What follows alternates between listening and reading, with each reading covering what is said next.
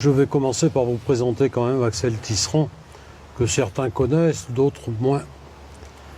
Axel Tisserand vient de prendre la suite de Christian Franchet comme rédacteur en chef de la Nouvelle Revue Universelle, fonction qu'il cumule avec celle de directeur éditorial du Bien commun.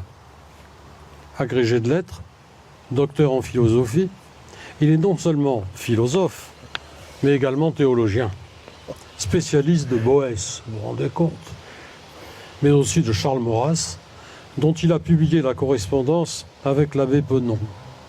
Ajoutons encore sa connaissance de Pierre Boutan, à propos duquel il a écrit un « Qui suis-je ?» Enfin, après avoir écrit un traité politique sur la voie capétienne, il nous livre un ouvrage intitulé, vous l'avez là, « Comment dissoudre la France dans l'Europe », dont la préface est rédigée par Paul-Marie Couteau. Une première lecture traduit aussitôt le travail considérable accompli pour démonter la machine et ses rouages, allant du grand secret, suivant lequel... pardon, merci.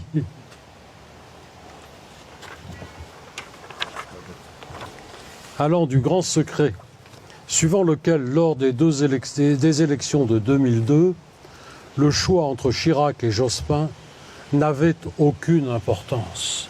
Car, et vous citez là un livre que je ne connaissais pas, la justice européenne contribue très largement au développement de la philosophie libérale, voire ultralibérale, qui sous-tend la construction européenne, en appliquant les dogmes libéraux, sans que l'électeur ait jamais été appelé à se prononcer sur cette doctrine, sur ses effets et sur ses conséquences. Et l'escroquerie intellectuelle consistait à proclamer que le moindre refus d'une orientation bruxelloise conduirait immanquablement à l'isolement de la France en Europe. Et ça continue. Puis vous développez ensuite longuement la généalogie d'un renoncement en passant par l'Europe comme gouvernance pour conclure par l'eurocriticisme contre le discours de l'inéluctable. Première question. Entre la préface de Paul-Marie Couteau, résolument favorable à une rupture, à un Frexit, faut te dire, de cette machine, je cite, de cette machine à détruire les États, à étourdir les nations et à dissoudre les civilisations, il n'est pas besoin de débattre sans fin, ni voter sans cesse pour rien. Il faut par tous les moyens en sortir au plus vite. Est-ce qu'entre cette proposition et votre eurocriticisme qui souhaite ouvrir un débat, n'y a-t-il pas plus qu'une nuance? Rupture ou réforme? Bonjour à tous tout d'abord et merci pour cette introduction.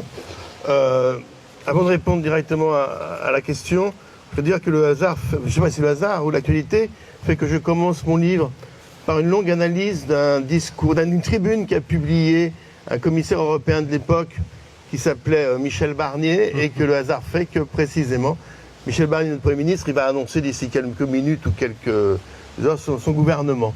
Comme quoi il y a quand même une certaine continuité, effectivement. Cette tribune avait été écrite en 2002, où effectivement le choix entre Lionel Jospin et Jacques Chirac n'avait pas grande importance aux yeux du moins du pays légal, du pays légal français, ce que vous pouvez appeler également le pays légal européen. Alors effectivement, Paul-Marie Couteau m'a fait l'honneur de préfacer ce livre, et on peut considérer qu'il y a peut-être une différence de sens ou une différence d'approche sur la question européenne. Moi aussi, je suis pour une rupture radicale avec l'Europe. Ce qu'on appelle l'Europe, d'ailleurs, c'est pas le continent, c'est l'Union européenne. C'est une organisation un peu bâtarde qui n'existe nulle part ailleurs qu'en Europe, parce que l'Europe, ce n'est ni un État fédéral encore. L'Europe ne parle pas d'une seule voix, du moins pas encore, comme on peut dire que les États-Unis parlent d'une seule voix, ou la Russie a fait une fédération s'il parle d'une seule voix. Donc l'Europe, c'est une organisation un peu bâtarde qui n'est pas encore un État fédéral et qui se veut beaucoup plus qu'une organisation un peu lâche d'États comme l'ONU, autour de chartes, de traités, mais qui n'a pas vocation, du moins pour l'instant, à devenir un gouvernement mondial. Peut-être que certains à l'ONU en rêvent, mais du moins ce n'est pas la voie que l'on emprunte pour l'ONU. Or l'Europe, c'est justement cette organisation un peu bâtarde qui veut de plus en plus parler à la place des nations, de plus en plus parler à la place d'États souverains. Et on voit que tous les États ne sont pas sur la même longueur d'onde, parce que si Macron, effectivement, lui, rêve d'une souveraineté européenne, hein, il se met là dans la grande tradition des européistes français, les Allemands, par exemple, hein, eux qui sont eux-mêmes un État fédéral, ce que c'est qu'une unité fédérale, et les Allemands, la Cour de Karlsruhe, qui est l'équivalent, on peut dire, de la Cour constitutionnelle française, la Cour de Karlsruhe rappelle bien que l'Europe est un ensemble d'États souverains. Hein, et s'oppose parfois effectivement à une décision européenne, contrairement au Conseil constitutionnel français, qui va contre la souveraineté allemande. Donc moi je suis effectivement favorable à une rupture. Ce à quoi je ne crois pas, c'est que nous puissions atteindre cette rupture, j'espère être démenti bien évidemment, par un Frexit comme les Anglais ont connu le Brexit. Pourquoi je n'y crois pas? Parce que l'état de l'opinion française, même si elle était de plus en plus eurosceptique, de plus en plus anti-européenne, et on l'a vu avec les élections européennes de 9 juin, je crois, de juin 2004, qui a débouché donc sur cette dramaturgie de la dissolution dont on sortira peut-être ce soir, on n'en sait pas encore. Eh bien, je crois que les Français, néanmoins, sont imprégnés d'Europe. Ils ont été biberonnés d'Europe depuis des décennies. Et que d'un côté, ils sont de plus en plus critiques envers l'Europe institutionnelle, mais qu'ils auraient peur de quitter l'Europe. Ils auraient peur de quitter l'Europe parce qu'on a fait effectivement, avec cette pédagogie européenne qu'on nous assène depuis notre naissance, eh bien, effectivement, ils auraient peur de quitter l'Europe, contrairement aux Britanniques, qui finalement n'ont jamais été véritablement en Europe. Ils ont eu toujours un pied dedans, un pied dehors. Ils ne sont pas un pays membre fondateur de l'Europe, contrairement à nous, l'Europe des 6, la communauté européenne. Et je crois effectivement que l'état de l'opinion publique ne permettrait pas un Frexit sur le mode du référendum qu'il y a eu en Grande-Bretagne, au Royaume-Uni. En revanche, une rupture radicale, oui. Alors, en revanche, je pense, moi, personnellement, autant brûler ses cartouches tout de suite, je pense personnellement que l'Europe va s'effondrer sur elle-même. Et que c'est par une désobéissance gouvernements qui auront le courage de dire non à l'oligarchie européenne, de dire non au diktat européen, que l'Europe s'effondrera. Je pense un peu comme c'est fait en Union soviétique. Je pense que l'Union soviétique s'est effondrée sur elle-même. On pensait, Pompidou déjà prévoyait dès les années 70 qu'avant 50 ans l'Union soviétique serait effondrée, mais on pensait que ce serait un cataclysme si c'était le cas. Ça n'a pas été un cataclysme. Peut-être pour les Russies pendant une ou deux décennies, mais ça n'a pas été un cataclysme mondial. L'Union soviétique ne s'est pas effondrée sous le coup d'une troisième guerre mondiale. Je pense également que l'Europe va également s'effondrer sur elle-même à un moment donné.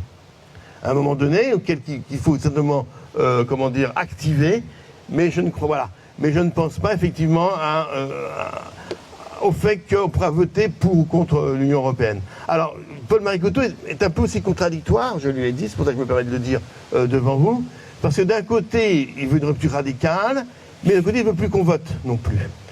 Et là, dans son optique, je ne vois pas comment faire autrement. Si effectivement on ne vote plus, les absents ont toujours tort. Et c'est pour ça que personnellement, et je crois que c'est aussi la tradition d'AF, on n'a que très rarement appelé à l'abstention parce que se désintéresser, une sorte d'exil intérieur ne me semble pas non plus positif pour nos combats nationalistes que nous menons. Je ne sais pas si j'ai répondu à la question. Si. Comme le dit Daniel Masson d'ailleurs dans ce qu'elle fait, l'Europe, vous ne l'avez jamais rencontrée, d'une certaine manière. Est-ce qu'il n'y a pas eu, à un moment donné de l'histoire européenne, une Europe des universités? À partir de la création de Bologne, puis Oxford, Salamanque, Coïmbra, la Sorbonne, Heidelberg, etc. Est-ce qu'il n'y a pas eu là, pendant quelques siècles, une amorce de culture européenne avec une circulation extraordinaire des idées entre ces universités? Je pense toujours aux étudiants de l'époque, on en lit des témoignages, qui sont étudiants à Bologne, à la Sorbonne, parce que Bologne c'est la première, et on leur dit « Ah, à Oxford, là, il y a un type, Don Scott, hop, ils prennent femme et enfants, parce que souvent ils sont mariés, et ils vont s'installer pour 3 ans à Oxford. » Il y a une circulation des idées absolument exceptionnelle Est-ce que tu ne penses pas que là, il y avait une Europe culturelle? Oui, l'un des exemples les plus connus du père de l'Église, c'est Saint Thomas d'Aquin, par exemple. Saint Thomas d'Aquin, italien, enseignant à la Sorbonne. Oui, cette Europe-là a existé, mais elle s'appelait tout simplement la chrétienté. C'était la chrétienté, c'était ce que Maurras appelait la République chrétienne. Cette Europe-là, oui, existait, s'appelait la République chrétienne. Nous n'avions pas encore fait les grandes découvertes à l'époque. Nous avons quand même déjà beaucoup de rapports avec l'Asie, donc avec la différence, quand même, avec des cultures très différentes. Marco Polo, c'est également la même période, avec l'Asie, avec un peu avec l'Afrique du Nord, bien sûr. Effectivement, cette Europe-là, cette chrétienté-là a existé. Elle a existé. Et ce qui est intéressant pour nous, maurassiens, pour nous, nationalistes français, c'est que Maurras a écrit qu'il n'a jamais fait son deuil, qu'il n'avait jamais fait son deuil de cette République chrétienne. Et lorsqu'il l'écrit, c'est en 1916, à la veille de Verdun. Lorsqu'il l'écrit, c'est précisément alors que les combats sont les plus intenses. Hein. Lorsqu'il écrit, c'est au moment également où il approuve le pape Benoît XV de ne pas prendre parti durant la guerre. Parce qu'il veut précisément que l'Église reste cette seule internationale qui tienne. Alors que les républicains français, qui sont pourtant anticléricaux à l'époque, reprochent au pape de ne pas prendre parti pour la France, explicitement. Alors qu'il aurait pu également prendre parti pour la monarchie austro-hongroise, qui était catholique. Hein. Alors le pape, justement, Benoît XV, refuse de prendre parti dans la guerre, et Maurras l'accueille, parce que, précisément, c'est une dernière trace de cette République chrétienne. Hein. Mais cette République chrétienne, effectivement, est morte avec le surgissement des nations modernes, favorisé par la Réforme, par la Renaissance aussi, même si la Renaissance est une autre tentative plus laïque ou plus païenne de reconstituer une sorte d'Europe de la culture, mais cette Europe-là, effectivement, aurait pu exister, mais sur quoi aurait-elle débouché? Elle n'aurait certainement pas débouché sur un empire et une institution politique. C'est vrai. Parce que d'un côté, il y avait le Saint-Empire romain germanique qui voulait damer le pion au pape, qui voulait imposer, au nom d'une tradition qui serait remontée à la Rome antique, son hégémonie. De l'autre côté, il y avait parfois des tentations également papales, d'hégémonie politique du pape, de pouvoir temporel du pape. Et on sait que contre cette tentation, le roi de France s'est toujours opposé en se proclamant empereur de son royaume. On oublie trop souvent qu'une quinzaine de rois français ont été excommuniés. Que Saint-Louis lui-même a été excommunié à un moment de son règne. Donc il y avait des relations très, très tendues entre le royaume de France et la papauté. Donc en tout cas, cette Europe-là serait restée culturelle, religieuse, théologique, parce que en même temps, la philosophie à l'époque, la culture, c'est également une culture religieuse, théologique. Mais elle n'aurait, à mon avis, pas débouché sur une tentative d'institution politique ou métapolitique, comme se veut aujourd'hui l'Union européenne, qui se veut carrément, lui, une sorte de mondialisation heureuse, de réalisation démocratique mondialiste sur le continent européen. Au départ, je pense au traité de Rome. Le traité de Rome, il est d'une certaine manière favorable à une confédération des nations. Et puis, petit à petit, sous l'influence d'un certain nombre, je pense à Giscard en particulier, on passe à une Europe fédérale. Là encore, arnaque extraordinaire, parce qu'on ne le dit pas aux gens. On ne demande pas l'avis des gens. Personne ne l'a dit. Et ce passage d'une Europe confédérale à une Europe fédérale, qui s'est fait d'une certaine manière en toute hypocrisie, etc.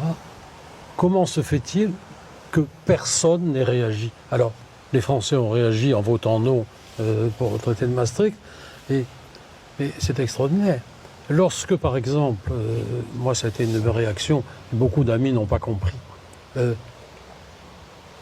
inscrire dans la Constitution européenne les racines chrétiennes, ben, j'étais contre. Moi aussi, je disais que c'est une chance. Et j'étais contre pour une raison très simple. Je leur disais, mais on rajoute, ok, cette origine, le traité est meilleur ou pas? Politiquement, c'est le même. Ensuite, est-ce que vous avez lu le traité de Lisbonne et ses annexes? Dans les annexes, vous avez tous les droits, il y a l'avortement, il y a tout ça, etc. Et vous voulez coiffer ça d'un chapeau chrétien? Mais c'est un sacrilège. C'est idiot. Et je me souviens d'une conférence que j'ai faite à Marseille, là-dessus, je me suis incendié par un vieux colonel, etc., qui m'a accusé de tous les maux. Les gens sont, pardonne-moi l'expression, mais cons comme des balais. Voilà. J'aurais une deuxième question. La démocratie, la République, qui se présentaient comme des régimes politiques, ont de toute évidence subi une mutation qui les a transformées en valeurs morales, les rendant politiquement impossibles à contester puisqu'elles ont basculé dans le camp du bien. Et ce mouvement est renforcé par les catholiques, dont tous les responsables ou presque sont européistes et mondialistes. Tu épingles d'ailleurs la démocratie chrétienne comme source de cette Europe. Comment lutter contre le camp du bien? Vaste question, comme on a dit certains personnages célèbres. Alors, je vais commencer par la fédération. Oui. Il est vrai que le projet européen apparaît en mars 57 d'abord comme une confédération des 6 États, donc France, Allemagne, Italie et le Benelux. Parce qu'en fait, c'est la politique des petits pas. C'est la politique on avance masqué, on avance caché. Et cette politique, elle n'est pas née en 57. Elle est née dès 1945, je dirais même dès 1943, avec Jean Monnet aux États-Unis. Et dès le début, c'est-à-dire avant même qu'on pense à une communauté économique européenne, au traité de Rome, dès le début, les Américains et Jean Monnet ont voulu effectivement couper aux nations européennes les possibilités de retrouver une véritable souveraineté, c'est-à-dire de faire mine de leur rendre leur indépendance. On a vu qu'il avait fallu lutter en 44-45 face aux États-Unis, par exemple, avec l'AMGOT, qui nous aurait traité comme un État occupé. Donc véritablement, notre indépendance, de couper les ailes de notre indépendance en nous fondant dans un grand tout économique. Et ça a été, avant le traité de Rome, ça a été la communauté européenne du charbon et de l'acier, dès 1951. Et pourquoi le charbon et l'acier? Parce que ce sont, à l'époque, les deux grandes industries. On est fort en Allemagne et en France encore à l'époque. Charbon et l'acier, c'est pas la France d'aujourd'hui. Charbon et l'acier, c'est vraiment, on est fort. Et en Allemagne, mais évidemment, la roue. Et pourquoi? Parce que ce sont les deux grandes industries qui permettent à un État d'être souverain et de faire la guerre aussi, et d'être maître de son armement. Et Jean Monnet, dès le départ, aidé par Schuman et tous les européistes, et la démocratie chrétienne de l'époque, effectivement, oui, eh bien, ces gens-là font ce qu'on appelle des hautes autorités, qui est un concept que Jean Monnet introduit des États-Unis en France. C'est-à-dire des autorités non politiques qui vont chapeauter les États européens. Et c'est à cela, justement. Et donc, c'est pas encore une fédération, effectivement, c'est pas explicitement une fédération, mais petit à petit, on espère priver les États européens de leur possibilité d'agir de façon indépendante et donc souveraine. Et on va leur couper les bras, les jambes, jusqu'à leur couper la tête, c'est-à-dire devenir effectivement un simple État, comme aux États-Unis, d'une fédération. Alors effectivement, c'est le projet, mais de long terme. Et ce projet a été réalisé petit à petit. Et par le traité, déjà le traité de Rome, c'est les États qui se réunissent, l'élargissement. On a Maastricht qui crée l'Union européenne. L'Union européenne, elle n'existe que depuis 1992. Avant, c'était la communauté économique européenne. L'Union européenne, il y a donc le traité de Maastricht. Après, vous avez la tentative de traité constitutionnel, non des Néerlandais, non des Français, et puis la trahison du traité de Lisbonne, Sarkozy, effectivement, si bien que nous sommes constitutionnellement soumis à l'Europe. Et puis vous avez le dernier traité de 2012, traité sur la gouvernance, la coordination européenne, le TSGC, solidarité, coordination et gouvernance, qui impose aux États membres, on en parle beaucoup des actualités d'ailleurs avec l'absence de gouvernement en France, qui impose aux États membres de donner à Bruxelles la première mouture de leur budget pour que Bruxelles la valise, donne son satisfecit et qu'ensuite les parlements votent ce budget qui a été validé par Bruxelles. Et vous savez qu'on nous dit que nous, Français, on n'est pas les seuls, on est en retard parce qu'on aurait déjà dû rendre notre copie à Bruxelles depuis plusieurs semaines. Donc on est effectivement dépossédé de plus en plus de tous nos pouvoirs, avec une volonté d'accélérer encore le mouvement pour 2030 et devenir là un véritable État fédératif en 2030 en nous privant notamment de la règle de l'unanimité, puisque pour certaines questions encore primordiales, effectivement, on a besoin d'unanimité. La règle de l'unanimité, on dit toujours, tous les Européens disent que ça limite les progrès, effectivement, de l'Europe. Eh bien, effectivement, on voudrait, et les élites françaises sont prêtes, on voudra effectivement nous priver des dernières possibilités où nous avons encore d'imposer notre vœu de dire non. Alors comment lutter contre le camp du bien? C'est dur parce que le discours européiste, effectivement, c'est ce discours technique dont je viens vous parler, avec un discours où l'Europe se veut comme précisément le premier village témoin du mondialisme démocratique. Comme disait Zapatero en 2005 ou 2004 au Parlement français, je connais aucune autre langue. Notre langue maternelle, c'est la démocratie. C'est beau, ça. Notre langue maternelle, c'est la démocratie. Comme disait également Prodi, nous sommes la première tentative concrète de réaliser une mondialisation démocratique. Donc il y a toujours eu effectivement un double aspect à la fois économique, technique à l'Europe, et également une sorte de projet de paix perpétuelle. Et quand je dis qu'il y a toujours eu ce double aspect, c'est depuis l'origine, c'est-à-dire depuis le XVIIIe siècle, depuis même la fin du XVIIe siècle. Le premier projet de paix perpétuelle qu'on ait, c'est la baie de Saint-Pierre. Ensuite, nous avons Montesquieu, également un ardent défenseur de l'existence d'une patrie européenne, il emploie le mot.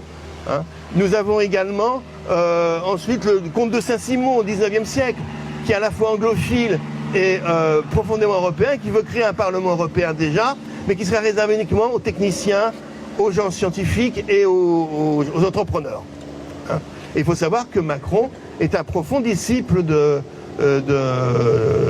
comte de Saint-Simon, et je vous engage à lire un livre qui est paru au Cerf de Frédéric Rouvillois, un ami de l'Action française, qui s'appelle Liquidation. C'est simple à retenir comme titre, Liquidation, sur justement comment l'européisme saint-simonienne est mise en œuvre par Emmanuel Macron. Donc effectivement, il y a là tout ce discours, tout ce chantage moraliste sur l'Europe. Souvenez-vous de Delors, qui disait que si on était contre Maastricht, contre Maastricht, il fallait arrêter de faire de la politique, parce qu'on devenait indigne de faire de la politique. Donc là, c'est très dur. Il faut démonter, mon modeste livre, j'espère y concourt, il faut démonter tout ce discours, effectivement, moralisateur autour de l'Union européenne et montrer que c'est une utopie de substitution, une sorte de substitution de chrétienté, mais qui serait non plus au ciel, mais sur la terre, et que nous avons là, effectivement, une idéologie dangereuse qui joue sur les deux tableaux, le consumérisme, le matérialisme le plus épais, et en même temps une sorte de vouloir réaliser une sorte de Jérusalem terrestre, de nouveaux paradis terrestres, et ça c'est une idéologie totalement folle, effectivement.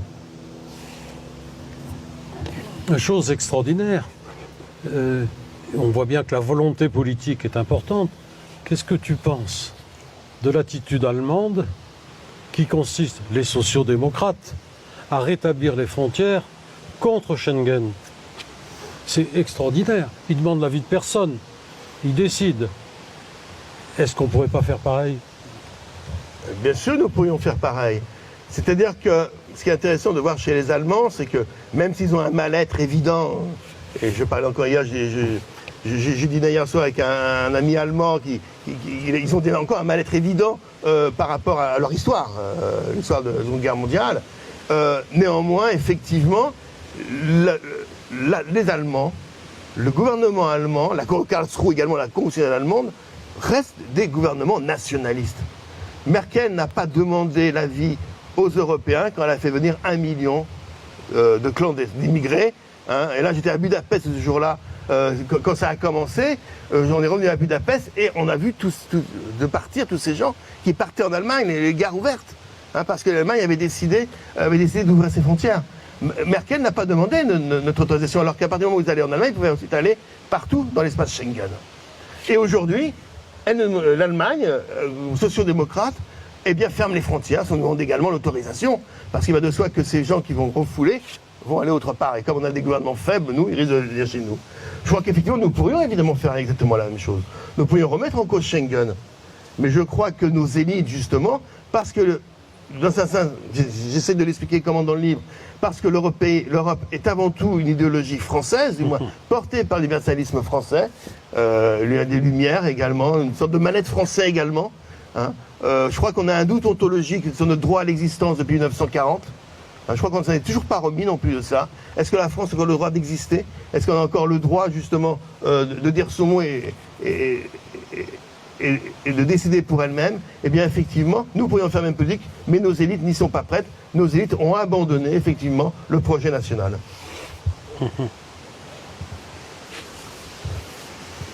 Une petite observation en forme de question, tu en feras le commentaire que tu voudras. Le marché, j'insiste toujours sur la disparition du politique, que tu décris très bien d'ailleurs, l'Europe post-politique, etc. Le marché, l'arnaque, devait réussir là où ont échoué les grands empires et les religions fondatrices.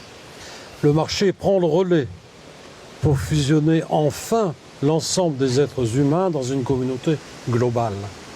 Le leitmotiv est martelé depuis plus d'un quart de siècle et sert de soubassement à tous les discours des élites globalisées qui n'ont de cesse de proclamer que les affaires rendent le monde meilleur et contribuent à la paix, à la démocratie et à la prospérité. Le marché autorégulé et la libre concurrence sont érigés en loi quasi divine, projetant une vision du monde prise dans la fatalité. Dernier échelon de la croissance et de la marche vers le bonheur, l'âge global instaure l'économie comme horizon indépassable de l'humanité. Il conforte l'imaginaire du poste national et porte au pinacle de la détériorisation. On proclame la fin de l'État-nation et la sortie de l'histoire. L'Europe est assise sur cet imaginaire. Elle est assise sur cet imaginaire et on ne pourrait pas dire qu'elle est la seule à être assise sur cet imaginaire. Parce que si de certaine façon l'Europe apparaît aujourd'hui comme la fille des États-Unis, eh bien les États-Unis, eux, au contraire, protègent leurs frontières. La Chine protège ses frontières, ne parlons pas de la Russie. Donc effectivement, et même les États africains qui nous jettent dehors, ou qui ont subi l'influence d'autres pays, peut-être de la Russie ou de la Chine, mais les États africains ne font pas d'illusions sur leurs amis russes ou sur leurs amis chinois, dont ils tirent un profit très, très relatif. Donc effectivement, nous sommes, nous, en Europe, les seuls à croire au fait que le marché puisse engendrer le bonheur et la paix. Mais cette illusion, elle n'est pas récente. Cette illusion, elle est déjà, je parlais d'Abbé de Saint-Pierre, oui, à la fin du XVIIe siècle, elle est déjà chez Montesquieu, elle est chez le comte de Saint-Simon, elle est chez Kant, un philosophe allemand qui a répondu à l'abbé de Saint-Pierre et qui a poursuivi le projet de paix perpétuelle de l'abbé de Saint-Pierre. Elle est chez Victor Hugo, le grand mystique Hugo, qui faut détourner l'État, mais qui également s'intéressait énormément aux questions économiques. Et pour lui aussi, eh bien, le grand marché devait engendrer la paix. Ce qui, bien sûr, l'économie n'a jamais engendré la paix.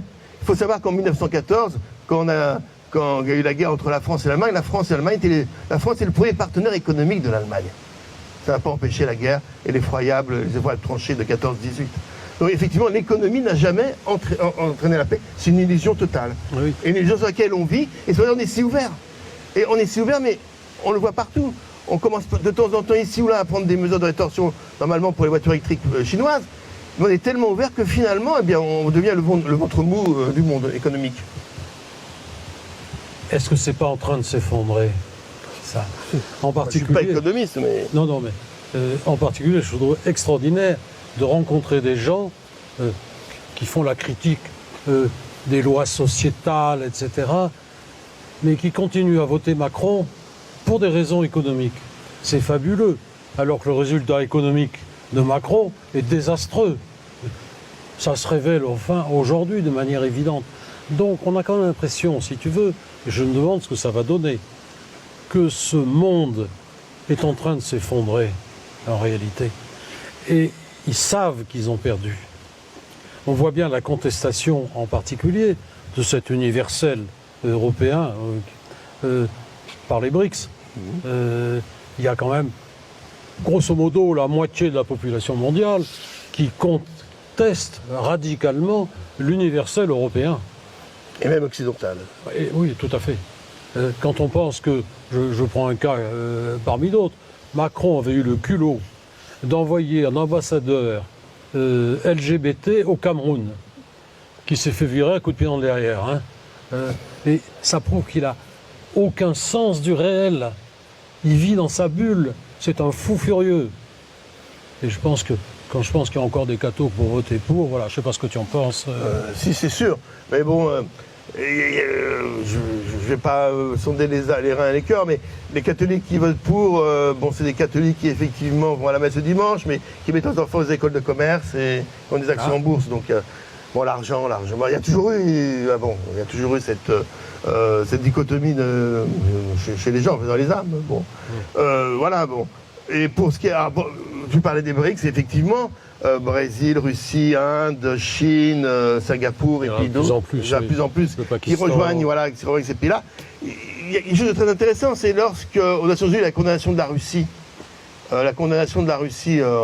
pour l'opération spéciale, pour l'invasion d'Ukraine, en février 2022, eh bien, on a vu que là, l'Occident était seul. Parce que la moitié de l'humanité, soit a voté contre la condamnation, soit s'est abstenue, n'a pas suivi l'Occident. Et ça devrait nous alerter, justement, sur la façon dont on est perçu aujourd'hui dans le monde. Plus de la moitié de l'humanité n'a pas voté les sanctions contre la Russie. Soit s'est abstenu, soit a voté contre, pour les plus courageux, qui dépendaient le moins des États-Unis. Donc effectivement, et ça c'est quelque chose qui doit nous alerter sur la façon dont nous sommes perçus. Quand je dis nous, c'est pas nous nationalistes français, c'est nous membres de ce qu'on appelle l'Occident, une notion à laquelle en fait, bon, je ne crois pas beaucoup, mais non, voilà, qu'on appelle l'Occident parce que la France en fait partie. Elle en fait partie par l'Europe, elle en fait partie par l'OTAN. Et ça c'est très grave justement, c'est parce que le fait que nous ayons réintégré l'OTAN, c'est à cause de Sarkozy, Hollande l'a confirmé. On n'a jamais quitté l'OTAN, mais qu'on ait réintégré le cordon intégré, qu'on soit dans le cordon intégré de l'OTAN. Donc on dépend militairement un peu des États-Unis.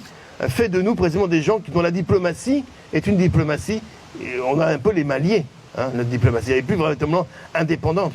Et ça va de plus en plus s'aggraver. Je parlais de 2030 justement. Là, je crois qu'on est un tournant pour l'Union européenne, un nouveau tournant. 2030, c'est une perspective pour élargir l'Europe à nouveau. Bon, l'Ukraine, bien sûr, la Moldavie, enfin bon, élargir notre Union européenne à de nouveaux pays. Bon, vous savez que ce serait une catastrophe sur le plan économique, notamment pour l'agriculture, d'autant plus que la plupart des terres ukrainiennes appartiennent à de riches manias américains en plus, bon, comme par hasard. Bon, mais bon, ça serait. Mais pour approfondir justement cette Union européenne, on a besoin, je vous le disais tout à l'heure, de passer un État fédéral. Et en même temps, certains parlent des ministres français comme Lescure. Bon, il ne le sera plus ce soir certainement, mais il parlait de partager en 2030 notre siège au Conseil permanent des Nations Unies, de partager avec l'Union européenne. D'autres voudraient qu'on partage notre arme atomique. Les Allemands, bien sûr, beaucoup d'Allemands aimeraient bien le faire, dans l'entourage de Merkel, de la CDU, mais beaucoup d'Allemands, et puis d'autres États aimeraient bien qu'ils n'ont pas l'arme atomique.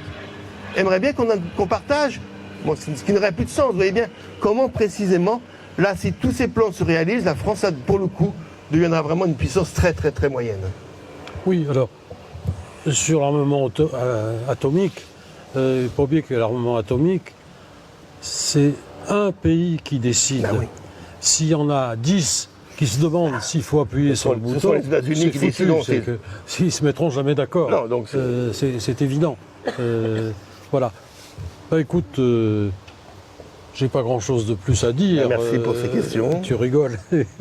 Et je vous recommande chaleureusement, vous pouvez l'acheter et le faire dédicacer par son auteur. Voilà. Merci.